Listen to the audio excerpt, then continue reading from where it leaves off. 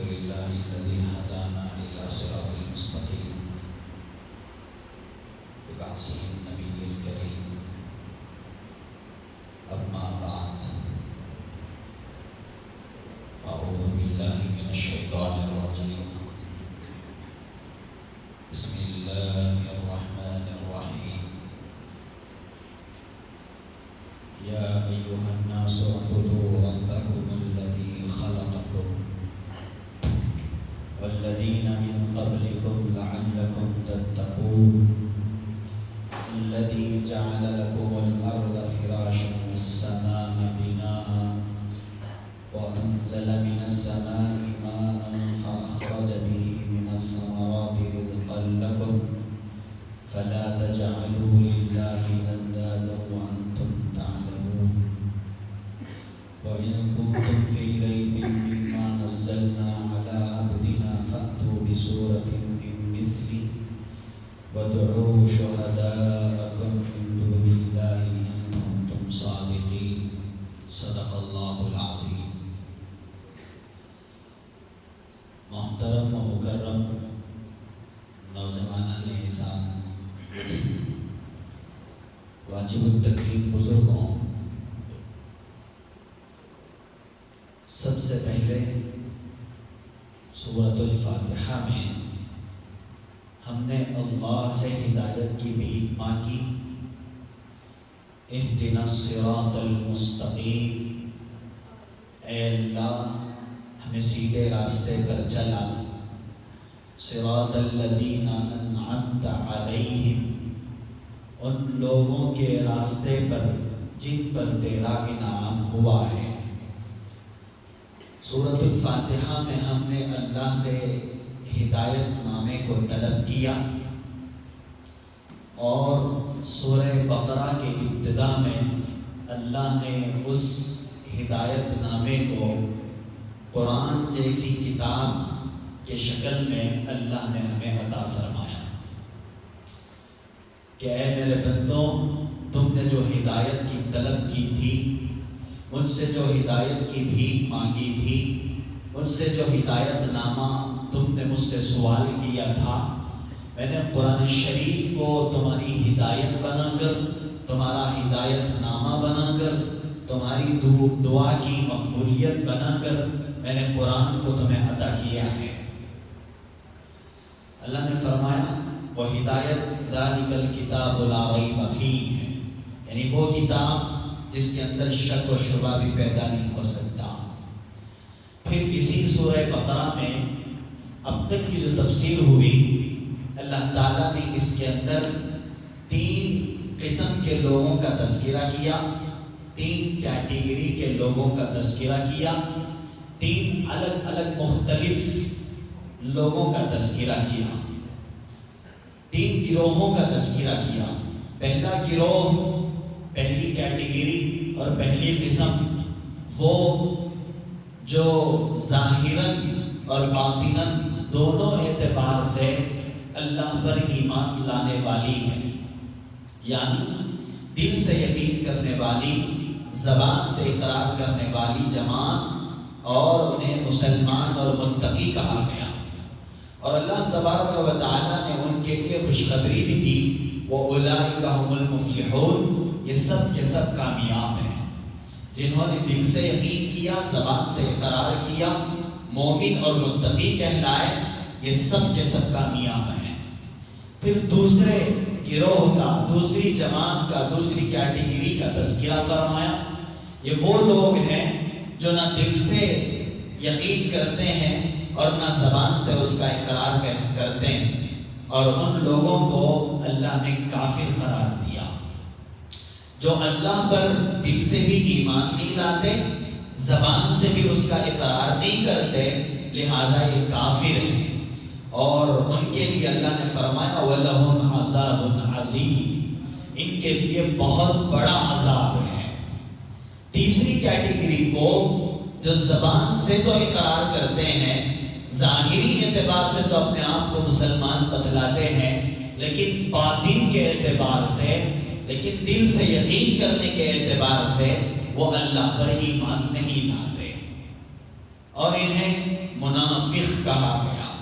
اور ان منافقوں کے کیا کیا عذابات ہیں، ان منافقوں کی کیا کیا مثالیں ہیں، ان سے متعلق کیا کیا چیزیں ہیں، اللہ تعالیٰ نے یہ تمام آیتوں کے اندر اس کی وضاحت فرمائی۔ اب یہاں سے یہ بتانا چاہتے ہیں،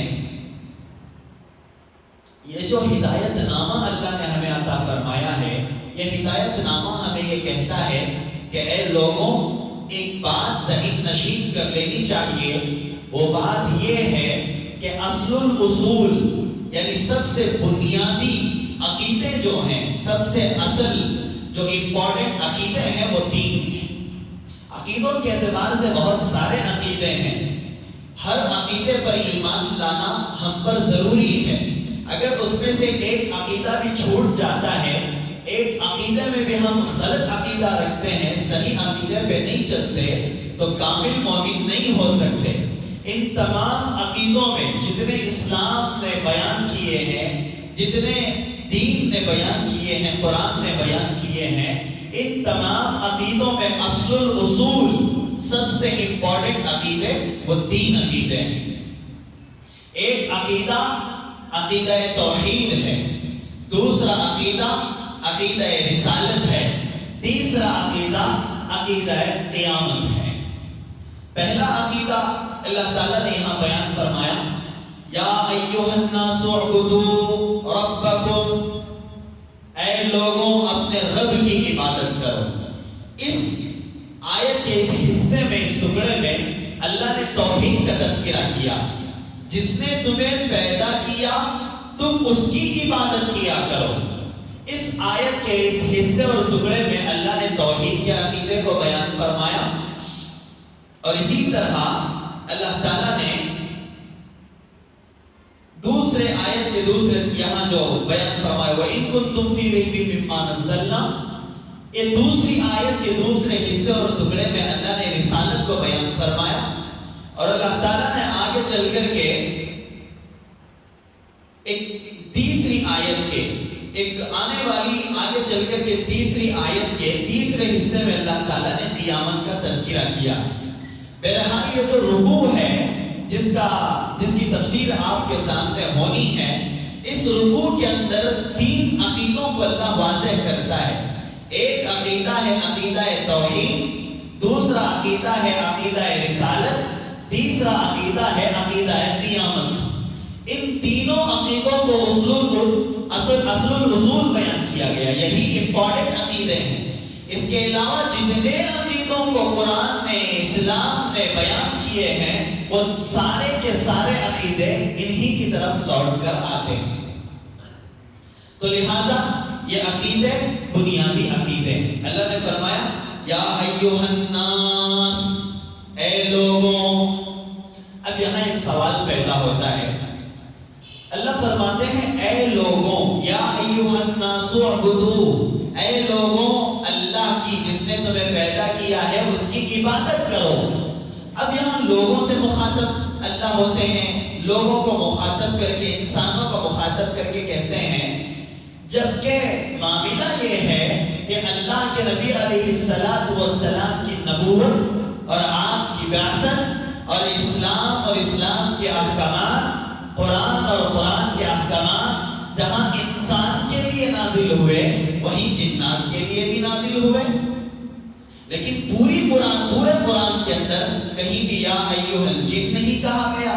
جنوں سے مخاطب ہو کر کے اللہ نے کسی حکم کو نہیں بیان فرمایا، بلکہ جہاں جہاں جس حکم کا تذکرہ اللہ نے کیا ہے، فرمایا ہے، وہاں انسانوں کو مخاطب کر کے، وہاں انسانیت کو مخاطب کر کے، آدمیوں کو مخاطب کر کے اللہ نے کہا یا ایھا الناس، فلاں فلاں فلاں حکم دیا۔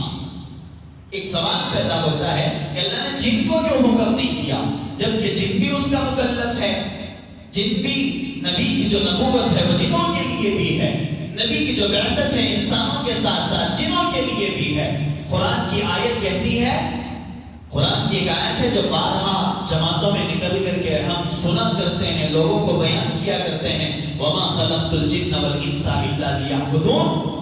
ہم نے انسان اور جنات کو جو پیدا کیا محض اپنی عبادت کے لیے پیدا کیا ہے، تو لہذا جو عبادت انسانوں کے لیے ہے، جو احکامات انسانوں کے لیے ہیں، جو قرآن کے اصول انسانوں کے لیے ہیں، وہ تمام کے تمام جناتوں کے لیے بھی ہیں، جنوں کے لیے بھی ہیں۔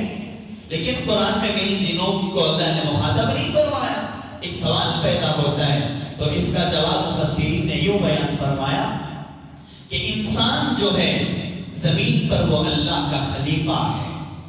حضرت آدم علیہ السلام کے زمین پر نزول کے بعد انسان ہی اللہ کا خلیفہ بنا ہے، انسان کے علاوہ جن اللہ کا خلیفہ نہیں۔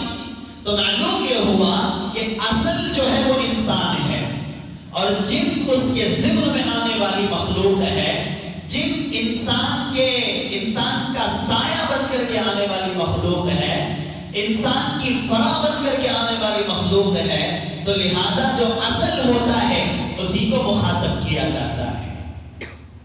فار ایگزامپل، مثال دے کر کے آپ کو بات سمجھاؤں، ایک آدمی اجالے میں کھڑا ہوا ہے، دھوپ میں ایک آدمی کھڑا ہوا ہے، اس اجالے اور دھوپ کی وجہ سے اس انسان کا، اس آدمی کا سایہ زمین پہ پڑتا ہے۔ اب بلانے والا، اسے مخاطب کرنے والا، اسے اپنی جانب بلانے والا اس سائے کی طرف اشارہ کر کے نہیں کہتا کہ تو میرے پاس آ، بلکہ کہا جاتا ہے، مخاطب بنایا جاتا ہے کھڑے ہونے والے انسان کو۔ اب اس کا جو سایہ ہے وہ اس کے ضمن میں ہے، وہ اس کی فرا ہے۔ انسان آتا ہے تو اس کا سایہ اس کے ساتھ چل کے آتا ہے۔ تو لہذا انسان یہ اللہ کا خلیفہ ہے۔ انسان کو اللہ نے جو اشرف المخلوقات بنا کر کے دنیا میں پیدا کیا، اللہ نے دنیا میں اسے اپنا خلیفہ بنایا ہے۔ حضرت آدم کے نزول کے بعد انسان ہی ہے وہ جو اللہ کا خلیفہ بنا، تو لہذا خلیفہ ہونے کی بنیاد پر اب انسان اصل ہے، جن اس کی فرا ہے، جن اس کا سایہ ہے، جن اس کے ذمن میں آنے والا ہے۔ تو لہذا جہاں جہاں اللہ نے یا ایھا الناس، یا ایھا الناس کہہ کر کے انسانوں کو مخاطب کر کے جن احکامات کا تذکرہ اللہ نے فرمایا ہے، وہاں سمجھ لینا چاہیے انسانوں کے ساتھ ساتھ جنوں کو بھی اللہ نے مخاطب کیا ہے۔ تو لہذا اللہ نے فرمایا یا ایھا الناس اعبدوا ربکم الذی خلقکم، اے لوگوں اپنے رب کی، اے لوگوں، اے انسانیت، اے لوگوں عبادت کرو ربکم الذی، تمہارے اس رب کی، خلقکم جس نے تمہیں پیدا کیا، الذی خلقکم جس نے تمہیں پیدا کیا ہے۔ تو معلوم یہ ہوا اللہ تعالیٰ ہی وہ ذات ہے جو تمام مخلوقات کی پیدا کرنے والی ہے۔ اب اللہ ایک ایسی ذات ہے جو انسانوں کی نظروں میں نظر نہیں آتی، دیکھنے سے دکھائی نہیں دیتی۔ اب یہ بھی سمجھیے کہ ہمارے آنکھوں میں وہ طاقت نہیں، ہماری بینائی میں وہ قوت نہیں، ہمارے اندر وہ جسارت نہیں کہ ہم اللہ کی ذات کو دیکھ سکیں۔ ایک تو بات یہ ہے کہ انسان کے اندر اللہ نے وہ طاقت پیدا ہی نہیں کی، انسان کے اندر اللہ نے وہ صلاحیت اور قوت کو نہیں رکھا جس صلاحیت اور قوت کی بنیاد پر، جن آنکھوں کی طاقت کی بنیاد پر انسان اللہ کی ذات کو دیکھ سکے۔ وہ صلاحیت نہیں ہے، باوجود اس کے اللہ نظر آنے والی چیز نہیں ہے، اللہ تعالیٰ کسی کو نظر نہیں آتی، اللہ کی ذات ایسی ہے کہ کسی کو نظر نہیں آتی۔ باوجود اس کے اللہ تعالیٰ کے اللہ ہونے اور خالق و مالک ہونے اور اللہ کی قدرت کی دلیلیں اتنی واضح ہیں دنیا کے اندر، عقلی اعتبار سے اور دلائل قطعیہ کے اعتبار سے، قطعی اعتبار سے اتنی واضح دلیلیں اللہ تعالیٰ نے دنیا میں رکھی ہیں کہ کوئی اندھا بھی اس کا انکار نہیں کر سکتا۔ بینا تو بینا، دیکھنے والا تو دیکھنے والا، نابینا بھی اس کا، اندھا بھی اس کا انکار نہیں کر سکتا۔ اتنی واضح دلیلوں کو اللہ نے دنیا کے اندر پیدا کیا، اتنی واضح دلیلوں کو اللہ نے دنیا کے اندر رکھا کہ اسے دیکھتے ہی سمجھ میں آ جائے گا کہ اللہ ہے، اللہ کے بغیر یہ دنیا نہیں ہے۔ تو لہذا حافظ ابن کثیر رحمۃ اللہ علیہ نے اسی موضوع پر 3 واقعات کا تذکرہ کیا ہے.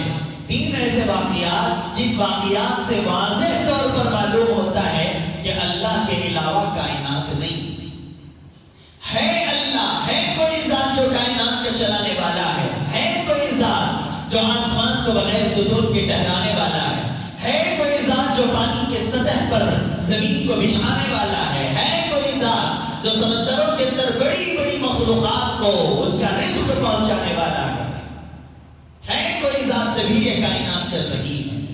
تو لہذا حافظ ابن کثیر رحمۃ اللہ علیہ نے جو 3 واقعات کو بیان فرمایا اس میں سب سے پہلا واقعہ امام اعظم ابو حنیفہ رحمۃ اللہ علیہ کا ہے. امام اعظم ابو حنیفہ رحمۃ اللہ علیہ کوفہ کے رہنے والے ہیں.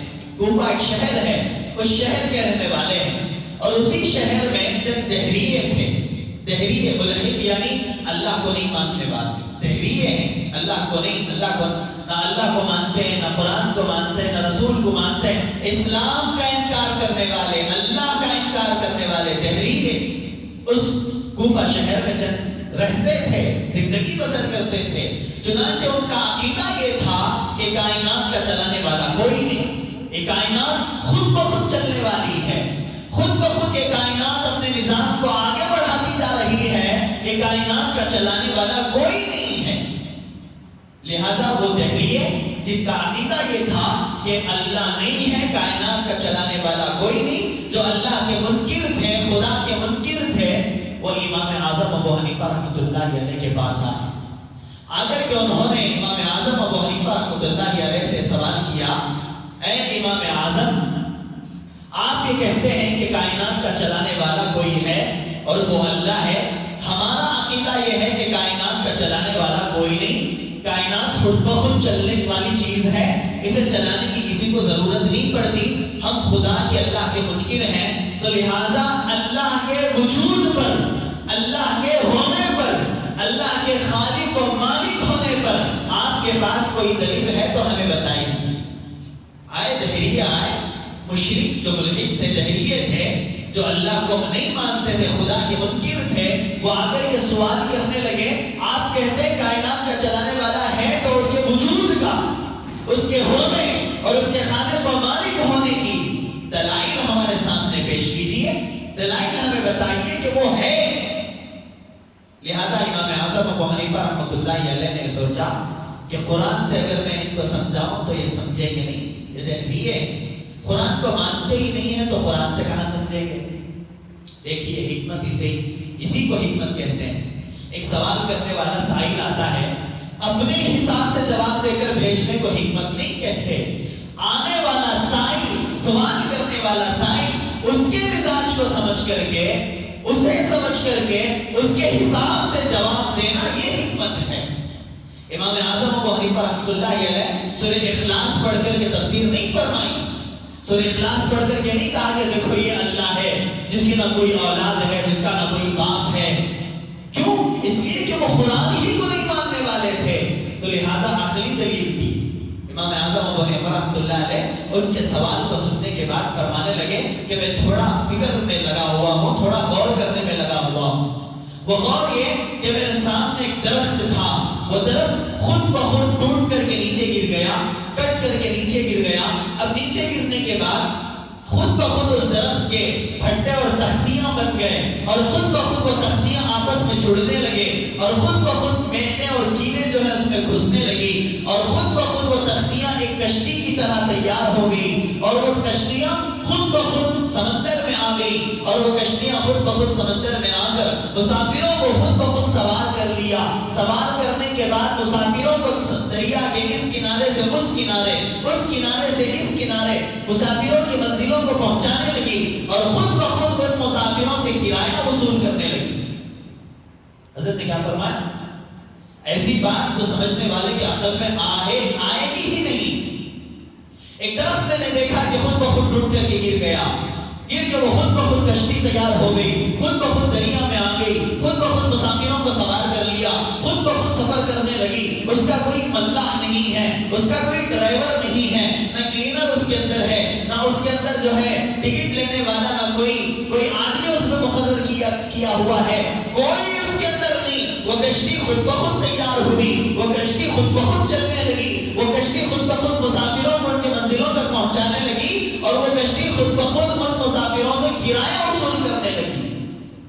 اب جیسے ہی امام اعظم ابو حنیفہ رحمۃ اللہ علیہ کی اس بات کو ان دہریوں نے سنا، سنتے ہی فوراً ٹھا ٹھا مار کر کے ہنسنے لگے، زور زور سے قہقہے مار کر کے ہنسنے لگے۔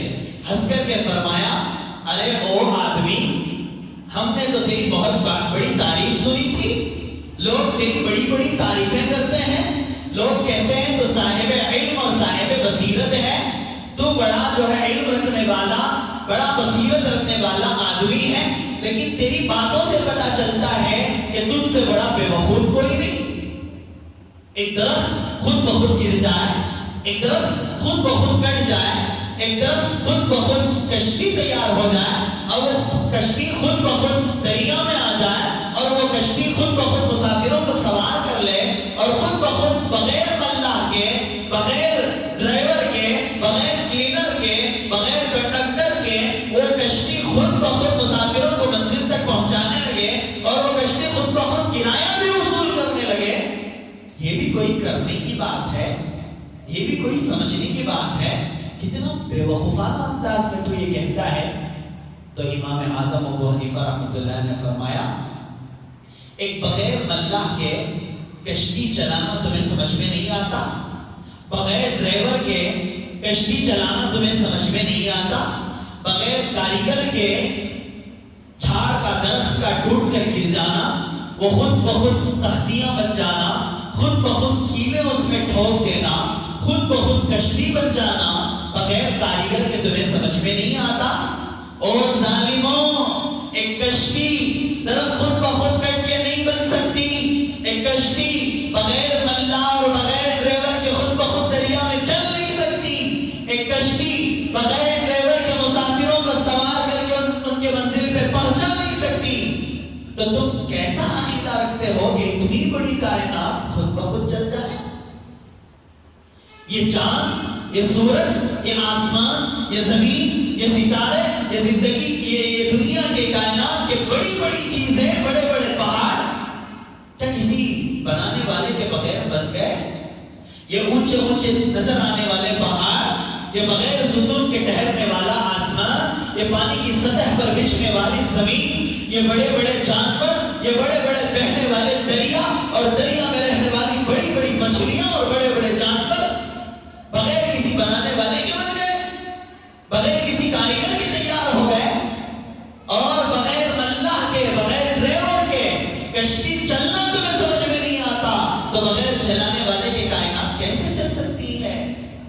کوئی ہے چلانے والا، کوئی ہے اس نظام کو آگے بڑھانے والا، کوئی ہے پہاڑوں کا بنانے والا، کوئی ہے آسمان کو بغیر ستون کے کھڑانے والا، کوئی ہے پانی کی سطح پر زمین کو بچھانے والا، کوئی ہے یہ اونٹ کو پیدا کرنے والا، کوئی ہے یہ ہاتھیوں کو پیدا کرنے والا، یہ تمام مخلوقات کا پیدا کرنے والا کوئی خالق ہے،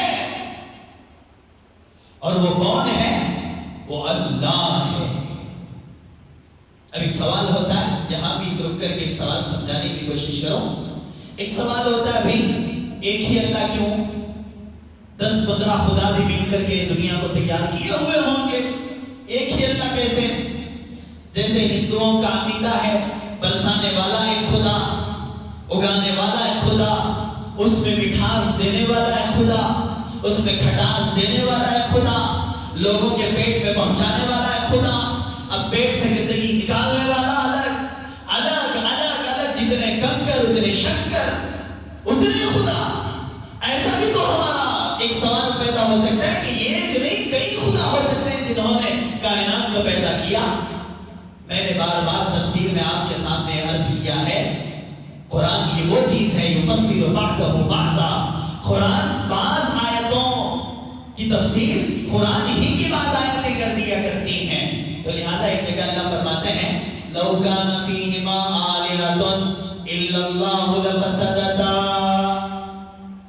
اگر دنیا میں اللہ کے علاوہ کوئی اور بھی معبود ہوتے تو یہ زمین و آسمان، یہ دنیا کا نظام درہم برہم ہو جاتا، ٹوٹ پھوٹ کر کے فنا ہو جاتا، سوائے اللہ کے، سوائے ایک خالق و مالک کے اگر دو چار معبود ہوتے، دو چار خدا اور خالق ہوتے تو اللہ کی قسم پوری دنیا تہس نہس ہو جاتی۔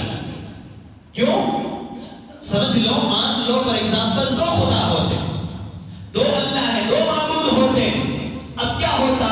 ایک اللہ کہتا کہ پہاڑ کو پتھر سے بنایا جائے، دوسرا اللہ کہتا پہاڑ کو پانی سے بنایا جائے، آپس میں اختلاف ہوتا اور پوری دنیا تہس نہس ہو جاتی۔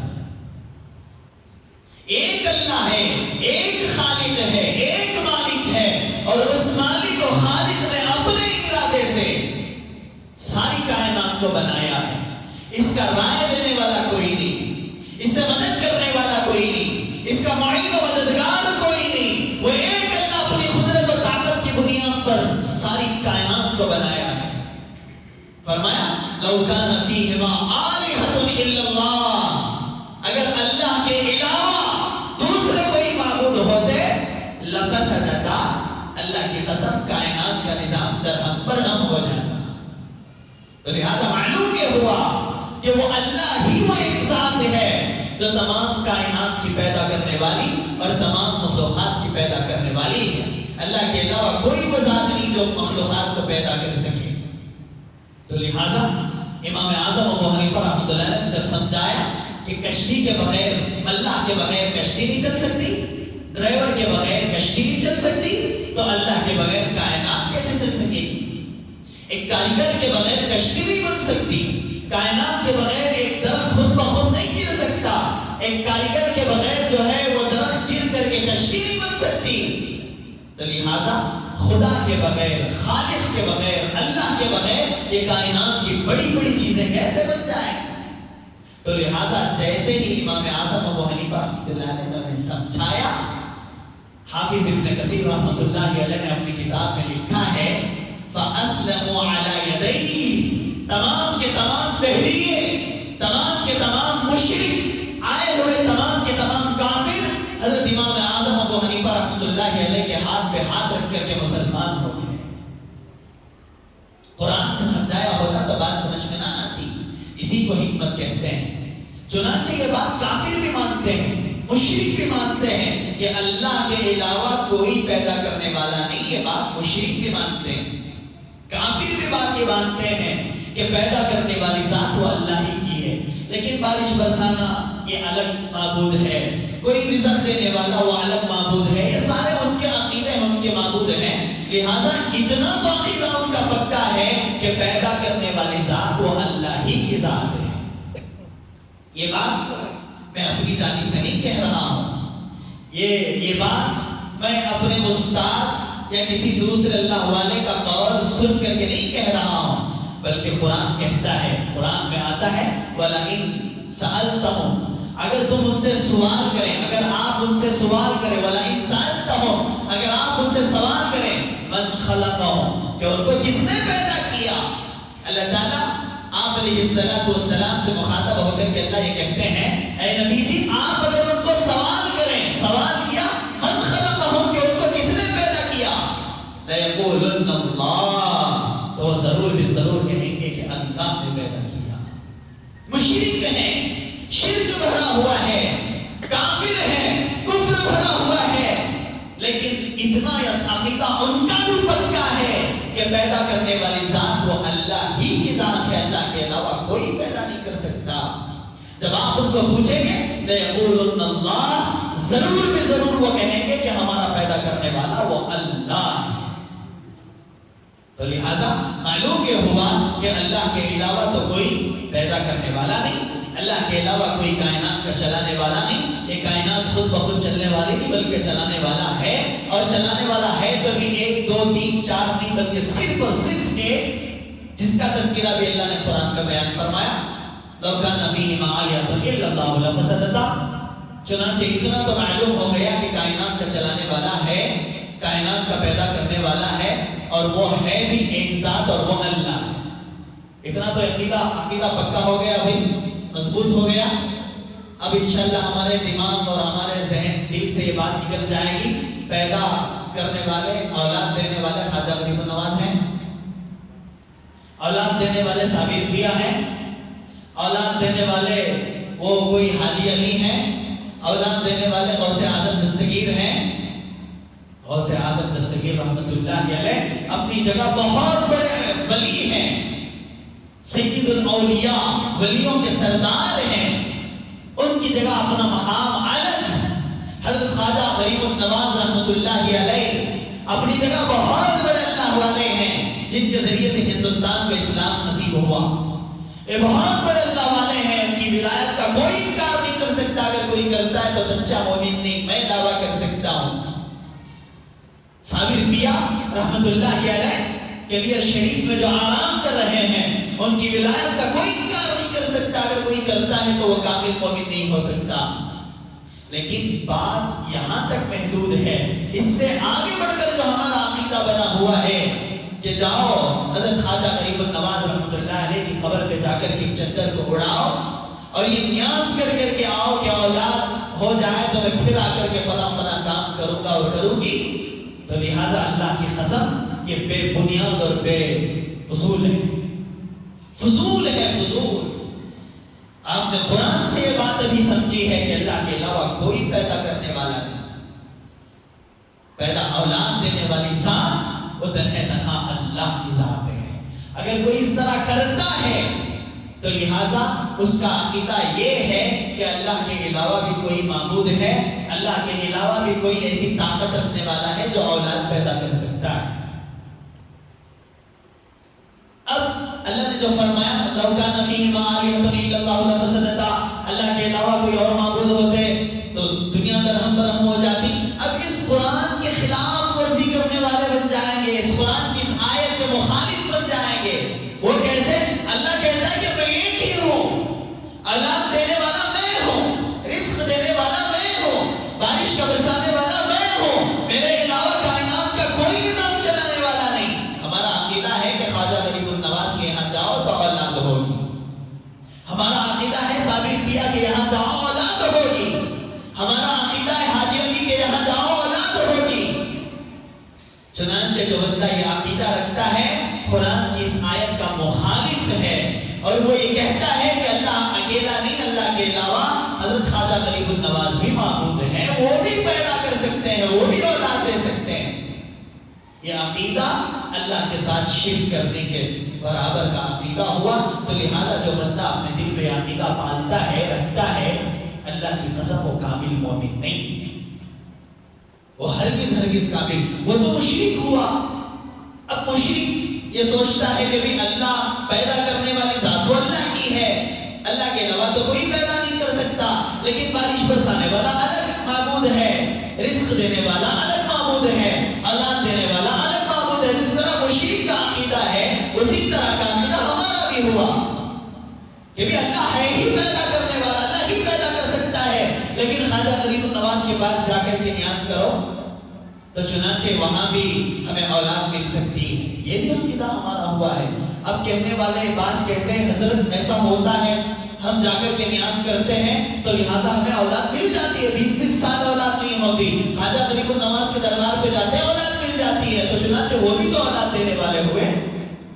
آپ اگر خواجہ غریب النواز رحمۃ اللہ علیہ کے دربار پر جائے بغیر، وہاں گئے بغیر، کسی پتھر کو سامنے رکھ کر اس پتھر سے بھی مانگ لیتے تو اللہ آپ کو اولاد دے دیتا۔ کیوں؟ یہ دنیا ہے ہی ایسی۔ ایک کافر سامنے بت کو رکھ کر کے مانگتا ہے، اپنے حاجات کو پورا کرنے کی دعا کرتا ہے، اللہ اس کے حاجت کو پورا کر دیتا ہے۔ اب وہ بت تو نہیں کر سکتا، اسے اپنے آپ پر آنے والے تکلیف کو دور کرنے کی طاقت ان پتھروں کے اندر نہیں ہے۔ پتھر سے مانگنے والے کے دعائیں بھی اللہ قبول کرتا ہے، تو لہٰذا تو جا کر کے وہاں مانگ رہا ہے اور یہ سوچ رہا ہے کہ خواجہ غریب النواز نے دی ہے، نہیں، اس شرک کا گناہ، اس شرک کا عذاب اللہ کے یہاں تیرے لیے طے ہو چکا ہے، لیکن اولاد جو دیا ہے وہ اللہ ہی دیا ہے۔ اب بعض لوگوں کا یہ بھی کہنا ہے کہ جناب ہم گنہگار، زبان بھی گندی، ہاتھ بھی گندے، تو لہٰذا ڈائریکٹ ہم اللہ سے مانگ تو نہیں سکتے۔ جیسے کسی ایم ایل اے کو ملنا ہوتا ہے، کسی ایک بڑے وی آئی پی آدمی کو ملنا ہوتا ہے، تو بیچ میں ایک آدمی کو مل کر کے اس سے درخواست کر کے ان کے پاس پہنچتے ہیں۔ تو اسی طرح خواجہ غریب النواز صاحب ان کا جو ہے رحمت اللہ علیہ ان کا ذریعہ لے کر ان کا وسیلہ لے کر اللہ تک پہنچتے ہیں.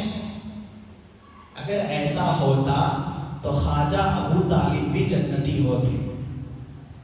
ایک بات ذہن نشین کر لیں، ولیوں کا وسیلہ لے کر بعض حضرات کہتے ہیں نا نماز نہیں پڑھیں گے، روزہ نہیں رکھیں گے، دل کی نماز، ولیوں کے وسیلے سے جنت میں چلے جائیں گے، ولیوں کا دامن پکڑ کے جنت میں چلے جائیں گے. نماز نہیں، روزہ نہیں، احکامات نہیں، ہے کیا؟ ولیوں کا دامن پکڑو، جنت میں چلے جاؤ. اگر ایسا ہوتا تو رسول اللہ کی پرورش کرنے والا خواجہ ابو طالب بھی جنتی ہوتا. ارے تم جس ولی کا دامن پکڑے ہوئے ہو وہ ولی ہے، ویسے لاکھوں ولی مل کر ایک صحابی کے درجے کو نہیں پہنچ سکتے، ویسے کروڑوں ولی مل کر، اولیاء مل کر. ہاں خواجہ غریب النواز کا مقام بلند ہے، ہاں غوث اعظم دستگیر رحمت اللہ علیہ کا مقام بلند ہے، ہاں بڑے بڑے اولیاء جو دنیا میں گزرے ہیں یہ تمام کے تمام اولیاء اپنی جگہ بڑا مقام رکھتے ہیں، لیکن یہ پوری دنیا کے اولیاء اور قطب و ابدال مل کر بھی ایک صحابی کی دھول کے برابر بھی نہیں ہو سکتے. جس اللہ والے کے دامن کو پکڑ کر تو یہ کہتا ہے میں جنت میں چلا جاؤں گا، اللہ کی قسم یہ تیرا عمل اس اللہ والے کو بھی پسند نہیں ہے. خواجہ ابو طالب نے کس کا دامن پکڑا تھا؟ ابو طالب جو آپ علیہ السلام کے چچا تھے، جنہوں نے ایمان نہیں لایا، کلمہ پڑھ کر کے آپ علیہ السلام پر ایمان نہیں لائے. آپ کے پاس کس کا دامن تھا، کس کا سہارا تھا؟ رسول اللہ کا دامن ہے جو تمام اولیاء کا بھی سردار ہے، جو تمام نبیوں کا بھی سردار ہے، جو تمام قطب و ابدال کا بھی سردار ہے، جس کے صدقے میں اللہ نے جنت کو بنایا. اس کا دامن پکڑنے والا ابو طالب بھی جنتی نہ ہو سکا، تو کیا خواجہ جنتی ہو سکے گا حضرت خواجہ غریب النواز کا دامن پکڑ کر کے؟ تو کیا خواجہ جنتی ہو سکے گا غوث اعظم کا دامن پکڑ کے؟ تو کیا خواجہ جنتی ہو جائے گا صابر کلیری کا دامن پکڑ کر کے؟ ایسا عقیدہ رکھ کر کے نمازوں کو چھوڑنے والوں، ایسا عقیدہ رکھ کر کے روزوں کو چھوڑنے والوں، ایسا عقیدہ رکھ کر کے اپنے آپ کو اسلام اور شریعت سے دور کرنے والوں، سنو، اگر تمہاری زندگی میں نماز نہیں، خواجہ کا دامن بھی ساتھ نہیں آئے گا. اگر تمہاری زندگی میں روزے نہیں، اسلام کے احکامات، قرآن اور قرآن کے احکامات نہیں، اللہ کی قسم اس زمانے کا بڑے سے بڑا قطب اور ابدال کا دامن بھی تمہیں کوئی کام نہیں آئے گا. ایک صحابی آئے، حضرت فاطمہ کا جنازہ آ رہا ہے، قبر سے چیخ مار کر کے کہنے لگے پتا ہے یہ کون ہے؟ یہ حسنین کی ماں ہے، علی کی بیوی ہے، رسول اللہ کی بیٹی ہے، جنت میں تمام عورتوں کی سردار بننے والی خاتون ہے. پتا ہے خبر نے کیا کہا تھا؟ ابو ذر تو کہتا ہے رسول اللہ کی بیٹی ہے، تو کہتا ہے علی کی بیوی ہے، تو کہتا ہے حسنین کی ماں ہے. میں خبر ہوں میں کسی کی ماں کو نہیں دیکھتی، میں خبر ہوں میں کسی کی بیٹی کو نہیں دیکھتی، میں خبر ہوں میں کسی کی ماں کو نہیں دیکھتی، میں دیکھتی ہوں تو اس کے اعمال کو دیکھتی ہوں. کسی کا دامن پکڑ کر کے اپنے آپ کو جنتی جنتی جنتی کہنے والوں، خدا کے واسطے، خدا کے واسطے، خدا کے واسطے بار بار کہو، خدا کے واسطے اپنے دلوں سے ان عقیدوں کو نکالو اور اللہ کی ذات پر اپنا ایمان، اپنا یقین مضبوط کرو. کوئی نہیں ہے، ارے بارہا آپ کے سامنے ہر جمعہ میں خطبہ آپ کے سامنے پڑھا جاتا ہے کہ کل قیامت کا منظر کیا ہوگا. لوگ تو لوگ، عام آدمی تو عام آدمی، ذرا نیکی کرنے والے تو ذرا نیکی کرنے والے، اولیاء تو اولیاء، قطب تو قطب، ابدال تو ابدال. انبیاء بھی کل قیامت میں کہیں گے یا ربی نفسی یا ربی نفسی. جس کا دامن پکڑ کے تو کہتا ہے میں جنت میں جاؤں گا، اس کا دامن مجھے جنت تک پہنچائے گا، وہ بھی کل قیامت میں کھڑے ہو کر کے کہے گا یا ربی نفسی یا ربی نفسی یا ربی نفسی. اللہ میرا کیا ہوگا؟ ہر ولی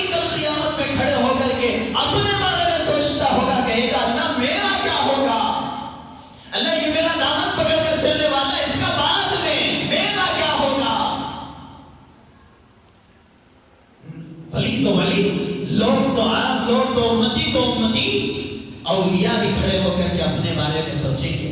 تو عزیزوں، تم کہاں سے یہ یقین کر لو گے کہ میں خواجہ کا دامن پکڑ کے جنت پہنچ جاؤں گا؟ فلاں پیر صاحب کا دامن پکڑ کے اللہ حفاظت فرمائے ایسے پیروں سے، ایسے مرشدوں سے، جو مرشد، جو پیر آج امت کو گمراہ کر رہے ہیں، غلط عقائد ان کے دلوں میں پیدا کر رہے ہیں۔ میں ایک چھوٹا سا تھا ایک واقعہ کہہ کر کے اپنی بات کو ختم کروں، بقیہ تفصیل انشاءاللہ آنے والی پیر میں کروں گا۔ ایک چھوٹا سا تھا، ہمارا گھرانہ بھی کچھ لگ بھگ ایسے ہی بدعات میں پڑا ہوا تھا، ہمارے خاندان میں بھی کوئی عالم حافظ نہیں تھا، میں ہی سب سے پہلا عالم بنا، تو لہٰذا میں چھوٹا سا تھا۔ ہمارے والد صاحب اور ہمارے جو خلی صاحب تھے، انہوں نے پیر کے پاس مجھے لے کر کے گئے کہ چل ہم سب مل کر کے ان کے پاس بیعت لیتے ہیں۔ اور وہ پیر صاحب اپنے سامنے بٹھا کر کے اپنے پیر کے انگوٹھوں کو سامنے رکھ کر کے کہتے ہیں اپنے دونوں آنکھوں کو میرے انگوٹھوں پر رکھو اور میرا پیالہ پیو۔ پینے کے بعد انہوں نے مجھے استغفار پڑھا کر کے یہ کہا کہ جتنے اب تک گناہ ہوئے وہ بھی میرے سر، آئندہ تیری زندگی جب تک باقی ہے وہ جتنے تو گناہ کرے گا وہ بھی میرے سر، اب خوشی سے جو تو گناہ کرنا چاہتا ہے کر۔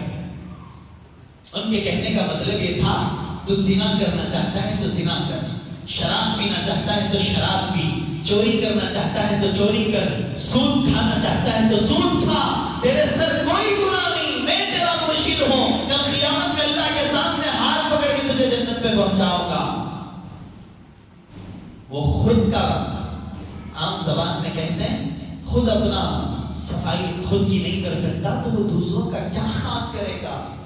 عزیزوں، اللہ کے لیے میں نے گزشتہ مرتبہ جب تفسیر کو یہاں آیا تو نظر میری اس گلی پر پڑی تو ساری کی ساری گلی لائٹنگ سے سوری ہوئی تھی، اور کیا نبی کے نام پر بھی عقیدوں کو بدلو۔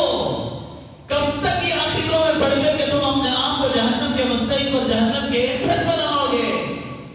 بدلو اپنے آپ کو، اپنی زندگی صحابہ کی طرح بناؤ۔ رسول اللہ کے انتقال کے بعد آخری صحابی جو دنیا میں گزرا، اس کے درمیان کتنے سالوں کا عرصہ ہوگا؟ کسی نے میلاد منایا، اور میلاد منایا تو بھی اس طرح کا منایا؟ ارے جس رسول نے ہمیں کھانے کا طریقہ بتایا، جس رسول نے ہمیں پینے کا طریقہ بتایا، جس رسول نے ہمیں چلنے کا طریقہ بتایا، جس رسول نے ہمیں سونے کا طریقہ بتایا، جس رسول نے ماں باپ کے ساتھ اچھا سلوک کرنے کا طریقہ بتایا، جس رسول نے یہاں تک کہ استنجا کو جانے اور استنجا سے آنے کا طریقہ بتایا ہو، کیا اس رسول نے اپنی ولادت پہ ہمیں خوشی بنانے کا طریقہ نہیں بتایا؟ کیوں غلط عقائد کو اپنی زندگی میں پیدا کر کے جہنم کے ایندھن بن رہے ہو؟ اللہ کے یہاں حساب دینا ہے، اللہ کے یہاں حساب دینا ہے۔ اگر کسی کو بات غلط لگے، اللہ کے لیے معاف کرنا، اللہ کے لیے معاف کرنا۔ میں یہاں کا آپ کے سامنے نصیحت کرنے کے لیے بیٹھوں، قرآن کی تفسیر کرنے کے لیے بیٹھوں، اس منکر کو دیکھنے کے باوجود، اس غلطی کو دیکھنے کے باوجود، اس گناہ کو دیکھنے کے باوجود بھی اگر آپ کے سامنے نہ کہوں تو کل قیامت میں اللہ کے پاس جب سوال ہوگا تو میں کیا جواب دوں گا؟ عزیزان محترم، نہیں، ہرگز نہیں۔ اللہ کے لیے توبہ کرو، اللہ کے لیے توبہ کرو، دل سے توبہ کرو۔ اللہ اب تک کی جو زندگی گزری ہے، اللہ میں نے گناہوں میں گزار دی، غلط عقیدوں میں گزار دی، اللہ آنے والی زندگی ایسی زندگی بنا جو صحابہ کی تھی۔ لوگ کہتے ہیں جب جا کر کے انہیں نصیحت کی جاتی ہے، جناب یہ جو مروجہ میلاد تم بنا رہے ہو، یہ میلاد ڈی جے کے ساتھ، اللہ اکبر، جس رسول نے گانوں سے نفرت کی، جس رسول نے میوزک سے نفرت کی۔ ایک واقعہ ہے، صحابہ کرام کے ساتھ رسول اللہ جا رہے ہیں، آپ علیہ السلام تشریف لے جا رہے ہیں، کہیں سے آواز آئی گانے بجانے کی۔ اس زمانے میں ڈی جے بھی نہیں تھا، صرف ڈھول تھے، بجاتے اور ناچتے تھے۔ جب گانے بجانے کی آواز آئی، رسول اللہ نے اپنے دونوں کانوں کو دونوں انگلیوں میں رکھ لیا، دونوں انگلیوں کو کانوں میں رکھ لیا، اتنی زور سے اپنی انگلیوں کو کانوں میں دبایا کہ ذرا سی آواز بھی آپ کے کانوں میں نہ پڑی، اور چلتے رہے۔ صحابہ سے یہ پوچھتے رہے اشاروں سے، صحابہ کیا آواز ختم ہو گئی؟ کیا گانے بجانے کی آواز ختم ہو گئی؟ کیا ختم ہو گیا؟ جب صحابہ نے اشاروں سے کہا کہ اب آواز ختم ہو گئی، تب رسول اللہ کانوں سے اپنی انگلیوں کو نکال رہے ہیں۔ اتنا نفرت کرنے والی ذات، اب اس کی ولادت پہ تم ڈیجے بجاتے ہو، شرم نہیں آتی؟ اس کی ولادت پر ناچ گانے، اللہ اکبر اللہ اکبر۔ ہم نے خود سنے ہیں میلاد کے نام پر گلیاں سوار دی جاتی ہیں اور ایسے قوالیاں، ایسے گانے ڈالے جاتے ہیں جن پر نوجوان ناچتے ہیں۔ فرق کیا ہے تمہارے میں اور RSS کے کتوں میں؟ فرق کیا ہے ایسا کرنے والوں میں اور ان ننگا ناچ کرنے والوں میں؟ بتوں کے سامنے کھڑے ہو کر کے ڈانس کرنے والوں میں، ننگا ناچ کرنے والوں میں، وہ بھی برابر کے، ہم بھی برابر کے۔ مسلمان ہیں تو نمایاں ہونا چاہیے۔ صحابہ آتے تو دیکھ کر پہچان لیتے یہ مسلمان ہے، صحابہ چلتے تو دیکھ کر پہچان لیتے یہ رسول کا عاشق ہے، صحابہ کھاتے تو پہچان لیتے یہ رسول کا عاشق ہے، صحابہ سوتے تو دیکھ کر پہچان لیتے یہ رسول کا عاشق ہے۔ عزیزان محترم، اللہ کے لیے کہنا ضروری تھا تو میں آپ کے سامنے آج کہہ دیا۔ اللہ کے لیے ان عقائد کو اپنے دلوں سے نکالو۔ اللہ کی ذات کے علاوہ کوئی اولاد دینے والا نہیں، کوئی رزق دینے والا نہیں۔ مانگنا ہے تو مانگو اللہ سے۔ لا تقنطوا من رحمت اللہ، اللہ کہتا ہے اللہ کی رحمت سے مایوس نہ ہو۔ اے 99 مرتبہ زنا کرنے والے، اے 70 سال سے شراب پینے والے، اے گناہ کرنے والے، آ میرے دربار میں اخلاص کے ساتھ، للہیت کے ساتھ، ایک خطرہ میرے سامنے گرا کر کے معافی مانگ کر کے دے۔ اگر معاف نہ کر دوں تو کہنا۔ مانگنا اللہ سے ہے، مانگتے نہیں غیر اللہ کے پاس جا کر کے سر ٹیکتے ہو، ماتھا ٹکاتے ہو، اپنی پیشانی کو رگڑ رگڑ کر کے اللہ سے دعائیں مانگ، فائدہ کیا ہے؟ اس لیے اللہ کے لیے ان تمام بدعات سے، تمام گناہوں سے اللہ کے لیے توبہ کریں گے، سچا عزم کر کے اٹھو۔ قرآن آپ کے سامنے ہے، ابھی قرآن کی تفسیر آپ کے سامنے ہوئی ہے۔ جو بھی ہماری شرم بھی ہو جائے کوئی بات نہیں، کوئی کہنے والا کہہ کر کے ہماری شرم ہمیں بے شرم کر دے تب بھی کوئی بات نہیں۔ لوگوں سے جب کہا جاتا ہے تو کہتے ہیں ہمارے باپ دادا سے چلے کو آرا سو بھی کئی کو چھوڑی، بوڑھ کے فاتحہ ہمارے دادا کرتے تھے ہمیں بھی کرتی، فلاں کے فاتحہ ہمارے نانا کرتے تھے ہمیں بھی کرتی، یہ چھوڑے تو پورا سال ہمارا برباد ہو جاتا ہے۔ جب صحابہ کفار مکہ کے پاس جا کر اسلام کی دعوت دیتے تو کفار مکہ بھی یہی کہتے تھے، جو دین ہمارے باپ دادا کا ہے اس دین کو ہم نہیں چھوڑیں گے۔ جن بتوں کی عبادت ہمارے باپ دادا کیا کرتے تھے ان بتوں کی عبادت ہم نہیں چھوڑیں گے۔ تو ان کفار مکہ میں اور ہمارے میں کیا فرق ہے؟ جو کر کے گزر گئے، جو کر کے چلے گئے، جنہیں معلوم نہ تھا یا معلوم ہونے کے باوجود بھی کر کے چلے گئے، ان کا عذاب ہے یا ان کی معافی ہے وہ اللہ کا اور ان کا مانگنا ہے۔ لیکن آج کے بعد انشاءاللہ ہماری زندگی میں کبھی ہم بدعات نہیں کریں گے انشاءاللہ۔ پکا عزم کر کے اٹھو، دل سے عزم کر کے اٹھو، دل سے ایک مرتبہ انشاءاللہ زور سے نکل جائے گا، اللہ کی قسم کبھی زندگی میں وہ عمل اللہ کروائیں گے۔ زور سے کوئی انشاءاللہ۔ اللہ تعالیٰ ہمیں قبول فرمائے، اللہ تعالیٰ بے حد قبول فرمائے، اللہ تعالیٰ بدعات سے ہماری حفاظت فرمائے، خرافات سے